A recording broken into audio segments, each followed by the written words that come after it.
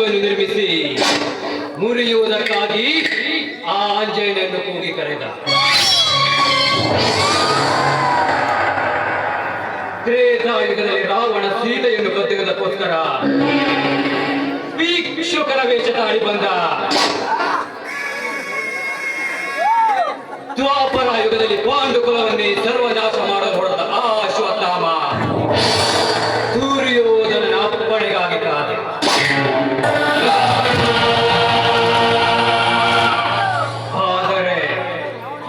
ಆದರೆ ಇದು ಕಲಿಯುಗ. ಈ ಕಲಿಯುಗದಲ್ಲಿ ಆ ಸರದಾರ ಗೌಡ ಮೋಸದ ವೇಷದಲ್ಲಿ ಬಂದು ನನ್ನ ತಂಗಿಯ ಸಾವಿಗೆ ಕಾರಣನಾದ.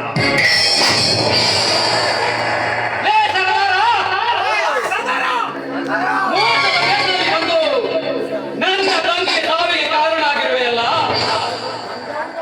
ಅದೇ ಸೇಡಿನ ಜ್ವಾಲೆ, ಅದೇ ಸೇಡಿನ ಜ್ವಾಲೆ ಈ ಮನಸ್ಸಲ್ಲಿ ಹುಚ್ಚೆದ್ದು ಈ ಕರುನಾಡಿನ ದೂತಾಯಿಗೆ ನಿನ್ನ ರುಂಡವನ್ನು ಅರ್ಪಿಸಿ ಸತ್ತ ನನ್ನ ತಂಗಿಯ ಸಮಾಧಿಗೆ ನಿನ್ನ ಬಿಸಿ ರಕ್ತದ